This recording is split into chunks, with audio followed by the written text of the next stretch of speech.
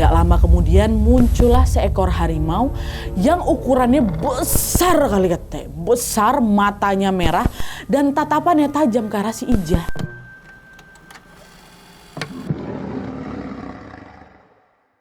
Hey, wassalamualaikum warahmatullahi wabarakatuh. Terima kasih sudah klik video ini.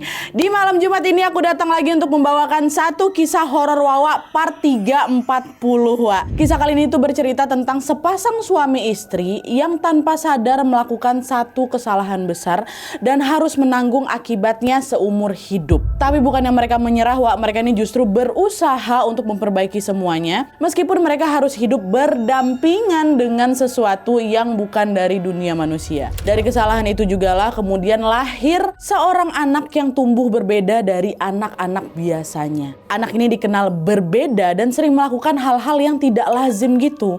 Nah, usut punya usut, keanehan anak ini ternyata bukan sekedar kebetulan aja, Wak, melainkan bagian dari kesalahan yang pernah dilakukan salah satu anggota keluarga mereka. Nah, penasaran gimana kisah selengkapnya? Jadi tanpa berlama-lama kita langsung masuk aja ke ceritanya ya. Check it out.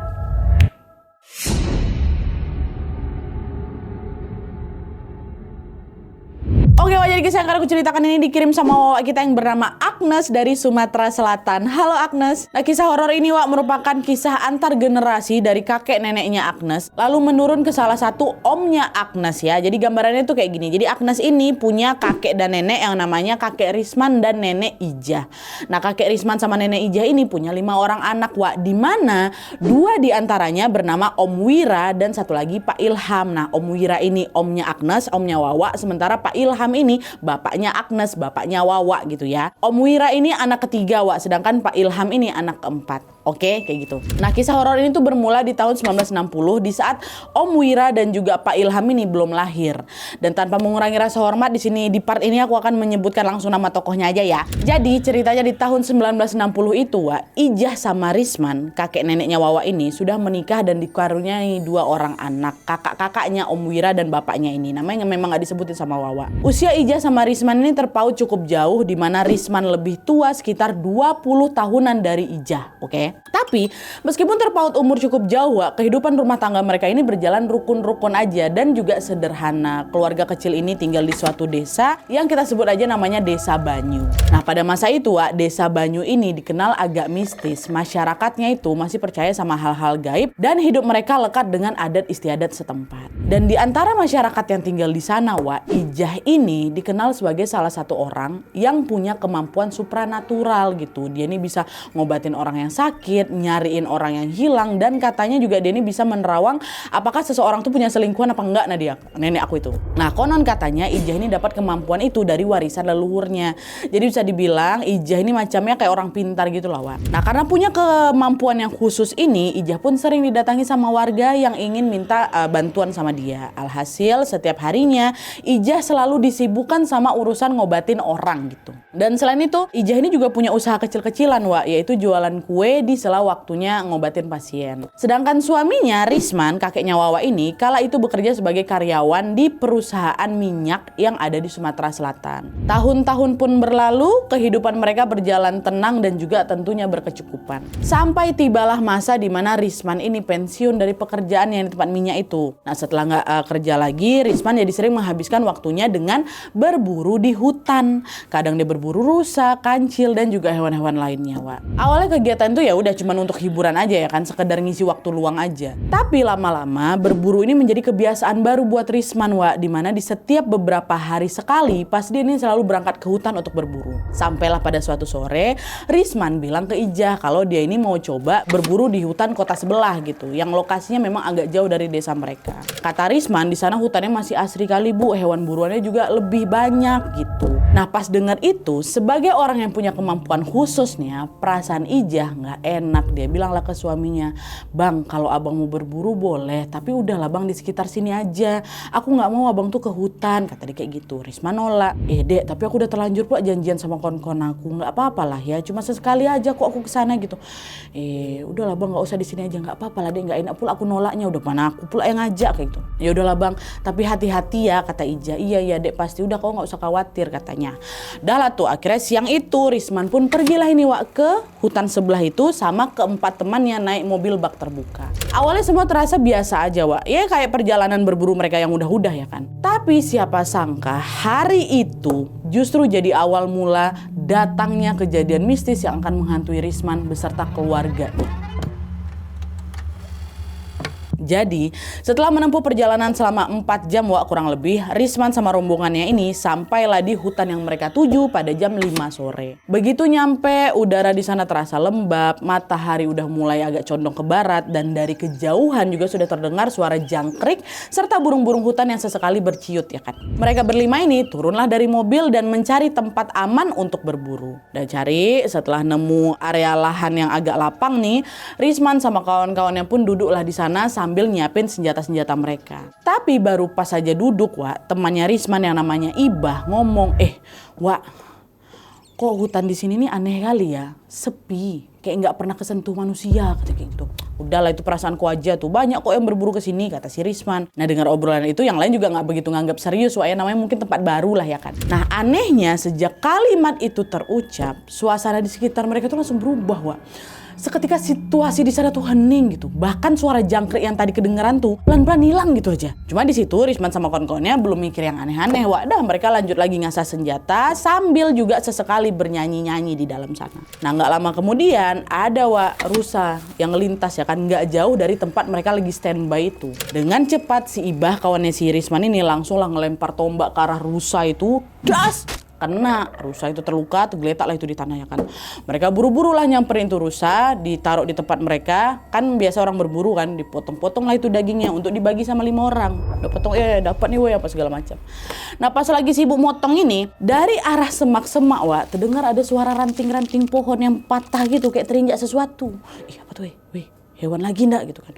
Pas mereka tengok ternyata ada seekor harimau yang melintas dekat mereka Wak. Harimau tuh kelihatan masih kecil, badannya ramping tapi matanya tajam kali, macam lagi ngintai manusia kayak gitulah. Bukannya takut, pas lihat harimau itu Wak, Risman ini malah pengen menjadikan si hewan itu sebagai pajangan di rumah. Jadi macam diawetkan gitu loh, orang-orang dulu kan sering kayak gitu juga kadang kan. Makanya tanpa pikir panjang Risman pun langsung lah nembak harimau itu, jedar.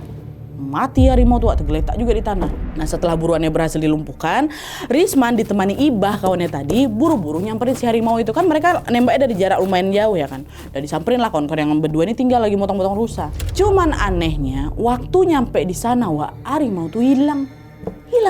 Padahal jarak mereka jalan kaki dari tempat motong rusa ke harimau itu nggak sampai 2 menit katanya. Orang betulan di depan mata kok ditembak ya kan, nggak ya emang agak jauh aja, cuman masih bisa kelihatan. Tapi waktu disamperin nggak ada harimau tuh. Di situ perasaan Risman sama Ibah langsung nggak enak Wak. Kok nggak ada ya Wak ya, kata kayak gitu kan. Nah firasat mereka bilang kalau ini jangan-jangan harimau tuh bukan harimau biasa nih. Nah sekedar informasi Wak, katanya si Wawa di banyak daerah dekat sana itu harimau tuh banyak yang nganggap bukan hewan liar aja Wak. Banyak yang percaya dia itu adalah penjaga hutan yang punya unsur-unsur mistis gitu. Makanya waktu harimau itu mendadak hilang, Risman sama si Ibahnya langsung panik. Akhirnya tanpa banyak omong lagi mereka pun langsung balik badan berlari sekencang mungkin nyamperin kawan dia berdua yang tadi di tempat rusa tadi. Weh kata gitu kan, ngapa kalian, kata si kawan-kawan ini, harimau yang aku tembak tadi hilang Wak, nggak tahu kemana. Udahlah yuk kita balik aja yuk, perasaan aku nggak enak, kata Risman. Panik si Risman. Nah denger itu yang lain juga ikutan panik Wak. Masa iya weh, ya udah tinggalin aja ini gitu. Akhirnya ikut lah itu berlari nih keluar hutan ya kan. Tapi makin mereka berlari Wak, makin aneh mereka rasa kata. Jalan setapak yang mereka lewati itu Wak, macam terasa itu-itu aja. Jadi macam yang waktu mereka berlari itu pohonnya itu juga, batunya sama itu juga, semuanya sama Wak. Jadi mereka tuh entah macam diputarin atau macam stuck di tempat yang sama gitu loh. Dia lari kan, kok di sini lagi, lari lagi, kok di sini lagi kayak gitu.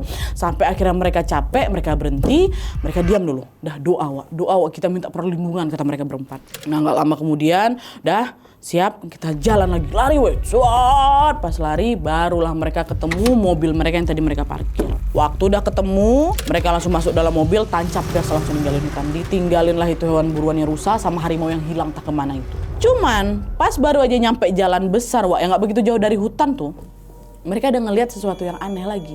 Dari tepi pepohonan muncul segerombolan harimau yang kompak ngaum marah sama mereka. Astagfirullahaladzim. Dan di antara gerombolan itu ada satu ekor harimau yang paling menonjol, kata kakek aku. Nah, dia badannya besar, bulunya tebal mengkilap pula dan matanya merah menyala. Nah, harimau itu terus ngeliatin si Risman sama rombongannya dengan tatapan tajam macam lagi marah kali. Ditengokin sama si harimau itu kan. Nah, karena takut Risman pun nyuruh lah yang nyetir, woi cepat, woi ngebut kita dikejar harimau nih nanti. Yang nyetir pun langsung nginjak gas dan mobil itu pun langsung melaju keluar dari kawasan itu. Beberapa jam kemudian mereka akhirnya sampai di rumah masing-masing dengan perasaan yang lumayan lega. Ya Allah, alhamdulillah, syukurlah kita nggak kenapa-napa, pikir si Risman gitu kan. Tapi meskipun akhirnya Risman ini bisa pulang dengan selamat, gangguan yang dia alami itu ternyata tidak berhenti di situ aja. Beberapa hari setelah kejadian itu ada hal aneh yang mulai terjadi di rumahnya. Jadi pas baru aja nyampe rumah ini Risman ini cepatlah kan cerita itu ke istrinya soal kejadian harimau tadi itu kan. Dia bilang, ya apa dek, tadi aku nembak harimau tapi bangkai nggak ada, apa semua lah pokoknya diceritain kayak gitu. Denger itu kaget lah si Ijah kan sebagai orang yang memang peka sama hal-hal kayak gitu, Ijah nih ngerasa ini pasti ada sesuatu yang nggak beres nih kata gitu kan. Nah, karena takut ada hal-hal buruk akan menimpa suaminya, malam itu juga nenek aku langsung adain doa bersama sama warga-warga yang lain, warga-warga dekat sekitar rumahnya itu, supaya rumah mereka ini dijauhkan dari bahaya. Nah, selang beberapa hari setelah doa bersama ini jatuh sakit Risman, badannya demam tinggi, dan anehnya Risman ini jadi sering marah-marah tanpa alasan yang jelas. Gak pernahnya kakek aku kayak gitu kata nenek. Selain sikap suaminya yang mulai berubah, suatu hari Ijah ini juga tiba-tiba mimpi aneh. Ya, jadi ceritanya waktu itu si Ijah ini mimpi lagi berada di dalam hutan yang terasa asing. Terus gak lama kemudian muncullah seekor harimau yang ukurannya besar kali katanya. Besar, matanya merah dan tatapannya tajam ke arah si Ijah. Harimau ini berputar-putar dia ngelilingin badannya si Ijah. Terus gak lama dia bisa ngomong si harimau nih. Laki kau lah bunuh anak aku, anak semata wayangku, penerusku.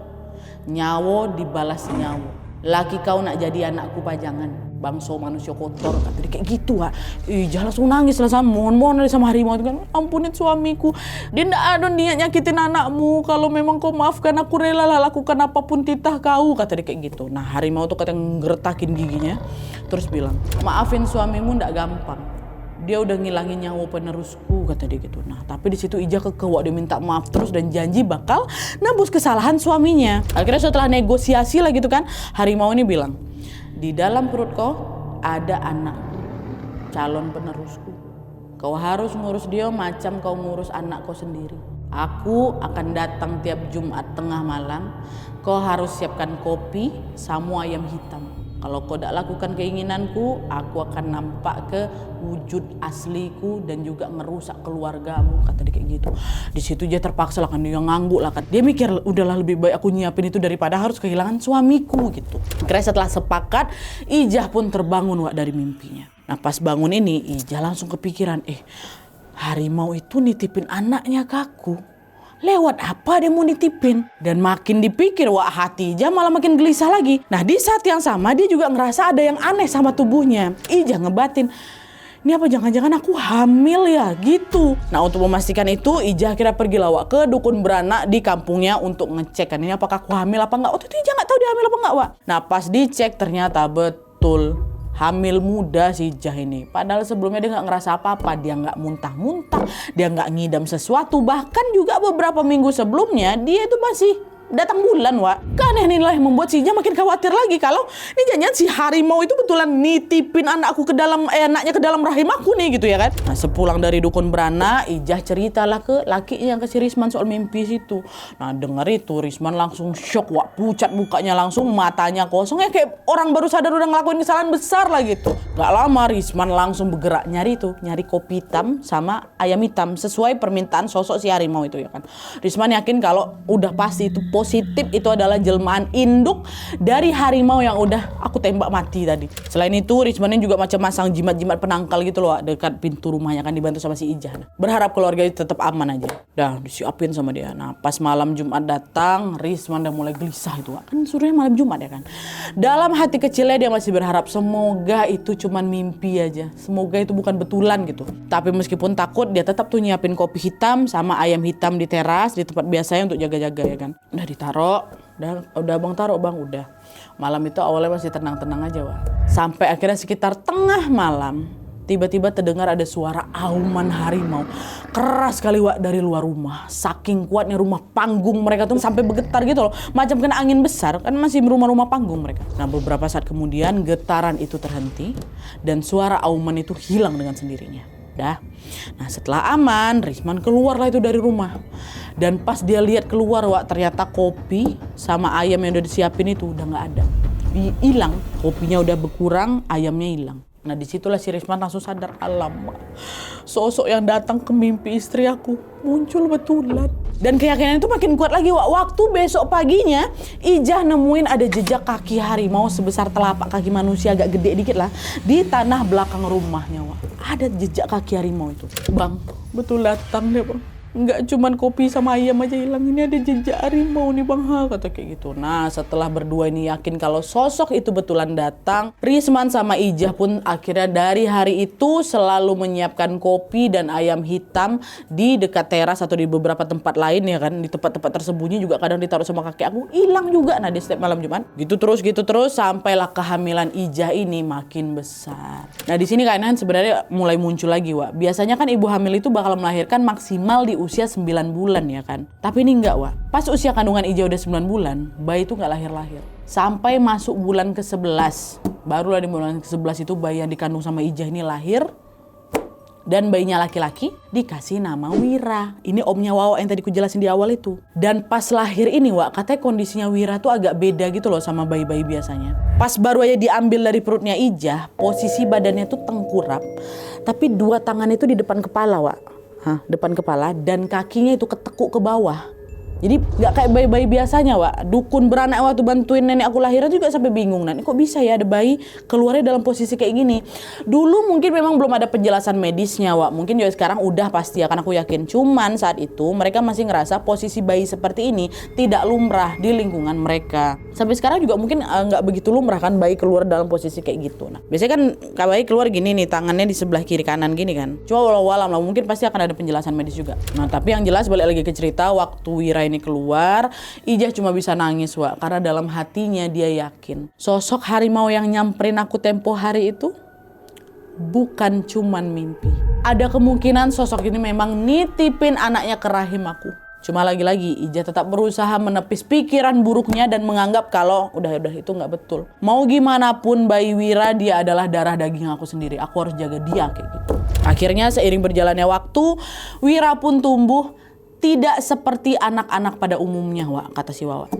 Entah kenapa Wira ini sering sekali kedapatan bertingkah aneh dan tidak lazim dilakukan anak-anak seusianya. Pernah suatu hari Wak, Ijah ini manggil Wira kan, mau diajak makan. Wira makan dulu nak gitu. Dipanggil-panggil nggak nyaut-nyaut. Larilah ini kan keliling rumah nyariin anaknya. Dan ternyata Wira ini lagi diam di bawah kolong rumah Wak. Rumah mereka kan masih rumah panggung waktu itu kan. Waktu disamperin, Ijah kaget karena si Wira ini lagi apa? Lagi makan anak ayam hitam hidup-hidup. Macam kayak gitulah. Dan ngerinya lagi Wak, Wira ini dengan tega matahin leher anak ayam itu. Terus dimakan itu mentah-mentah. Dengan matanya yang merah kayak gitu loh. Matanya merah. Apa gak gemetar sih Ijah nengok anaknya kayak gitu kan. Dia langsung ngerebut ayam itu. Dia kemarin, Wira ngapain kok kayak gini? Mentah lo ini, gak boleh kok makan kayak gini. Tapi digituin sama mama yang gak ada takut sama sekali Wira. Tetap dia makan itu ayam itu mentah-mentah, ya Allah. Cuman untungnya nenek aku sering muncul lah dia. Dan selalu ngerebut si ayam itu sebelum betulan habis dimakan sama Wira. Tapi udah duluan Wira matiin gitu loh. Selalu ke gap kayak gitu Wak. Tuh Omnya. Tapi dibalik sikap Wira yang aneh dan agak menakutkan ini, dia punya kelebihan lain Wak, yang gak semua orang punya waktu itu. Wira ini dikenal cekatan, Dia suka kali baca buku Nadia. Dan dia juga bisa dibilang tergolong cerdas untuk anak seusianya. Di umur yang baru 10 tahun, katanya Wak si Wira ini udah macam hafal rumus-rumus yang biasa dipelajarin anak-anak SMA tuh. Bisa dia. Orang-orang di desa pun sering bilang kalau si Wira ini anaknya luar biasa memang Nat. Tapi sebagai seorang ibu, Ijah sendiri yang paling tahu. Luar biasa di sini bukan cuma soal kepintaran aja. Melainkan pasti ada sesuatu yang lain yang ada di dalam diri anak aku. Selain dikenal dengan dua hal itu, Wak, Wira ini juga tipikal anak yang nggak bisa nahan marah gitu. Pernah suatu hari ya, Wak, ya, dia ini dengan sengaja dicangkulnya kaki bapakku Nadia, kaki Ilham adiknya itu, sampai berdarah-darah lah kaki Pak Ilham nih. Cuma gara-gara Ilham ngajak si Wira bercanda waktu mereka lagi nanam ubi. Cuma gara-gara itu dicangkulnya kaki adiknya. Dan ketika ditegur, Wak, Wira ini sama sekali nggak ngerasa bersalah juga. Dia cuman, kok nih apa-ngapain kok gitu kan adek kok? Dia diam aja, tatapannya kosong. Nanti di hari-hari berikutnya meledak-ledak lagi tuh amarahnya tanpa alasan yang jelas. Nah, sejak kejadian itu, Ijah berusaha menenangkan diri. Udahlah, mungkin Wira cuma kepancing emosi aja. Kayak dia juga nggak mungkin lah ada niat buruk sama adik sendiri gitu kan, sama Pak Ilham. Nah, pikiran itulah yang akhirnya membuat Ijah memaafkan Wira dan tetap merawatnya dengan kasih sayang. Di saat yang sama, Ijah dan Risman ini juga masih terus menyiapkan kopi dan juga ayam hitam waktu malam Jumat. Mereka macam kayak nggak mau ngambil resiko lah. Sampai Ilham juga udah lahir apa segala macam ditaruh terus di sana. Nah, setelah berusaha berdamai dengan kondisi Wira, ditambah lagi juga tetap ngasih kopi sama ayam hitam ke sosok si harimau tadi itu, hidup keluarga Risman berjalan baik-baik saja. Seiring berjalannya waktu, Wira udah mulai jarang juga ngelakuin hal-hal aneh. Nah, waktu usia udah menginjak remaja, kebiasaan anehnya pun berhenti total dan dia ini tumbuh seperti anak-anak normal lainnya. Udah jadi normal lagi lah. Udah nggak aneh lagi. Nah, pada saat dewasa, Wira juga sudah menikah dan dia juga sudah memiliki keluarga yang harmonis. Sedangkan Ilham juga sudah menikah dan membina rumah tangganya sendiri. Nah, pas anak-anaknya sudah dewasa, Risman, ayahnya mereka ini meninggal dunia karena faktor usia. Sementara Ijah, alhamdulillahnya masih sehat dan masih membersamai anak-anak mereka. Dah, sampai sini semuanya memang aman-aman aja, Wak. Om Wira udah punya keluarga sendiri ya kan, dan nenek Ijah ini masih juga tetap ngasih kopi dan ayam hitam setiap Jumat malam. Sampai akhirnya pada suatu hari ada satu kejadian yang dialami sama Om Wira terkait sama masa lalunya dan hubungannya dengan sosok harimau yang selama ini ngikutin keluarganya. Datang lagi dia. Jadi pada suatu hari Om Wira sama istrinya ini baru aja pulang dari umroh ya kan. Nah, sebelum balik ke kampungnya, mereka transit di Jakarta dulu dan mampir ke salah satu masjid besar yang ada di sana. Nah, selesai sholat, tiba-tiba ada seorang ustadz yang nyamperin Om Wira. Nah, gak lama ustadz tuh bilang, "Mas, kamu udah capek ya terus-terusan dijagain. Kalau kamu mau, bisa kok dilepas. Tapi kayak kamu nggak bisa dilepas sepenuhnya memang. Paling cuma bisa ditutup matanya aja gitu." Itu kata si Ustadz ini. Dengar itu kaget lah Om Wira. Kan Ustadz ini nggak kenal sama dia. Dia juga nggak kenal sama Ustadz itu. Tapi ucapannya kok ya sama yang dialamin sama si Wira. Bahkan nih setelah dewasa, Om Wira ini memang beberapa kali dimimpiin sama sosok harimau itu. Dan kadang tiba-tiba dengar juga sering tuh suara aum-auman dekat rumahnya. Padahal rumahnya jauh kali dari kebun. Dengar tuh suara auman. Dan selain itu Om Wira juga akhirnya tahu kalau kelahiran dia ini berhubungan sama kesalahan yang pernah dibuat sama ayahnya waktu berburu. Memang diceritain sama nenek Ijah, Wak. Nah, setelah dengar tawaran dari Ustadz tadi, akhirnya Om Wira ini pun bersedia untuk diruqyah. Iya, Ustadz, nggak apa-apa katanya gitu. Aku memang pengen lepas dari si sosok ini katanya. Nah, akhirnya setelah setuju, Pak Ustadz pun langsung meruqyah di hari itu juga. Nah, pas proses ruqyah itu berlangsung, Wak, Om Wira tiba-tiba langsung bertingkah aneh. Badannya bergetar hebat, macam orang kejang ya kan. Terus nggak lama Om Wira merangkak di lantai dan dia mengaum seperti seekor harimau. Masuklah ini mungkin si harimau itu ya kan. Nah, nggak lama sosok yang ngerasukin Om Wira ini bilang, "Ngapo kau mau pisahkan kami? Ini anakku. Aku cuma mau jagokan dia," kata gitu. "Nggak, itu bukan anak kau," kata Ustadz. "Penjagaanmu cukup sampai sini aja. Biar Allah lah satu-satunya penjaga untuk dia," kata kayak gitu, kata Ustadz itu kan.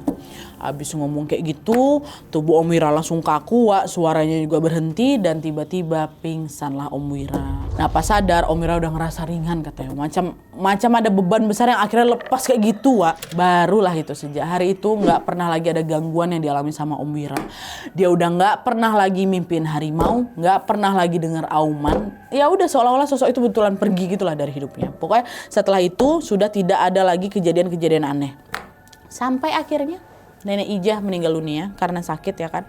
Dan waktu Nenek Ijah ini meninggal, ada lagi kejadian aneh, Wak. Jadi ceritanya waktu itu, Nek Ijah ini kan lagi ada di Bandung nih untuk menjalankan operasi empedu, ditemani sama Pak Ilham, Bapak Ewawa. Nah, tapi sayangnya operasi itu gagal, Wak, dan nyawa Nek Ijah ini tidak tertolong, meninggal Nek Ijah di situ. Cuman sesaat sebelum menghembuskan nafas terakhir, Pak Ilham ini sempat bacain doa-doa khusus yang berfungsi untuk melepaskan ilmu-ilmu yang memang dipunya sama si Nenek Ijah ini. Itulah kenapa Nek Ijah ini akhirnya bisa meninggal dengan tenang gitu kalau kata si Wawa ya. Nah, setelah dia meninggal, jenazah Nenek Ijah ini pun segera dimandikan, dikafani, terus diterbangkanlah ke Sumatera Selatan ini, tempat asalnya si nenek, untuk dimakamkan di sana. Habis dimakamkan, malamnya pihak keluarga pun mengadakan yasinan di rumah seperti biasa. Dan begitu acara selesai, keluarga Agnes ini ngumpul lah semua ini. Ngumpul semua untuk membahas benda-benda peninggalannya Nek Ijah, Wak. Semua anak-anak Nek Ijah kumpul.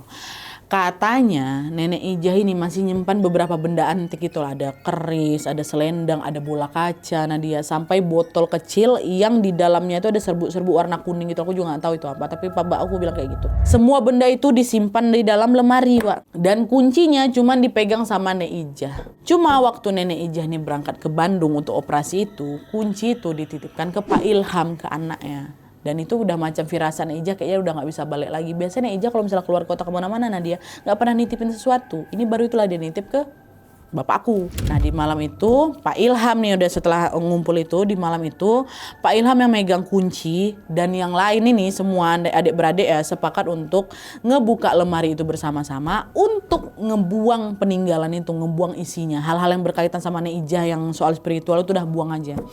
Nah udah lah nih, waktu dibuka kosong lemari itu. Betulan hilang, Nat. Betulan hilang, gak tersisa apapun. Padahal rumah itu selalu dikunci dan gak pernah dibuka sama siapapun. Apalagi si lemari itu. Yang punya kan cuma Nenek Ijah aja kan. Anak-anaknya gak pernah dikasih akses kunci itu. Barulah waktu ke Bandung tadi nitip sama si Pak Ilham. Di situ mereka semua saling pandang. Tapi dalam hati mereka ngebatin, udahlah syukurlah. Artinya barang-barang itu memang gak mau ikut sama kami, dan kami juga nggak akan ada beban untuk ngejagain kalian, ngejagain si barang-barang itu.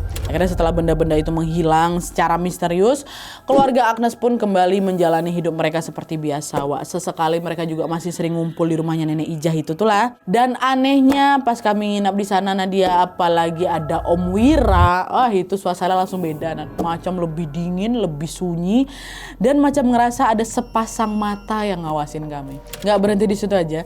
Kalau mereka nginap di rumah Nenek Ijah pas malam Jumat nih, mereka akan selalu nyium aroma kopi hitam yang kuat kali, padahal nggak ada siapapun yang lagi nyeduh kopi di rumah itu. Tapi waktu aroma kopi itu kecium, bukannya takut kami yang ngerasa tenang gitu. Di situ akhirnya semuanya pada mikir, mungkin si sosok yang pernah terikat janji sama nenek ini belum sepenuhnya pergi. Cuman bedanya kali ini mungkin dia nggak datang untuk minta kopi sama ayam hitam lagi. Melainkan dia datang untuk melepas rindu pada seseorang yang pernah dia anggap sebagai anaknya, yaitu Om Wira. Pokoknya setelah kejadian nenek itu kan nggak ada lagi yang taruh si kopi sama ayam itu. Cuma kalau kami datang di sana kayak bebersih gitu kan. Aku juga pernah tercium bau kopi, memang lekat kopi ada, dan hanya dalam rumah itu aja. Nggak ada satupun yang apalagi seduh kopi. Tapi suasana langsung tenang gitu, tenang, adem, ayem aja gitu. Itulah tadi dia rindu sama Om Wira mungkin ya. Oke, Wak, jadi itu tadi kisah tentang anaknya Nenek Agnes, di mana salah satu anggota keluarga pernah melakukan kesalahan dan terikat janji sama si sosok ini. Dari kisah ini kita bisa belajar kalau manusia itu selalu punya ruang untuk memperbaiki diri kan, Wak. Setelah kejadian berburu tadi, Nenek Ijah sama kakek Risman ini kan dihantui rasa bersalah, rasa takut. Tapi mereka masih berusaha keras untuk menebus semuanya itu supaya keluarganya ini bisa kembali hidup normal lagi. Nah, mungkin karena ketulusan itulah gangguan dari si sosok ini, sosok harimau yang udah ngikutin mereka selama puluhan tahun, akhirnya bisa selesai tanpa mengorbankan nyawa siapapun. Bahkan di akhir cerita juga alih-alih menakut-nakuti ya kan, si sosok harimau ini malah terkesan seperti melindungi keluarganya si Agnes. Menurut kalian gimana untuk kisahnya? Terima kasih sekali lagi untuk Agnes, salam untuk Om Wira dan juga Papa Ilham. Semoga sehat selalu dimanapun kalian berada. Dan buat kalian yang juga pengen berbagi kisah horornya, boleh langsung kirim aja ke email kisahhoror@gmail.com, sertakan juga nomor WhatsApp WhatsApp sama Instagram kalian supaya nanti kami gampang hubungin kalian kalau misalnya kisahnya di-up di video selanjutnya. Oke Wak, jadi sekian dulu videonya. Terima kasih banyak yang sudah menonton. Kalau kalian suka video ini, klik like-nya. Jangan lupa komen di bawah dan saran-saran untuk selanjutnya. Jangan lupa nyalain notifikasi ya supaya kalian tahu kalau aku upload video baru. And as always, jangan lupa untuk klik tombol subscribe supaya kalian sama-sama tahu informasi menarik dan menegangkan dari channel aku. See you next video, Wak. Bye.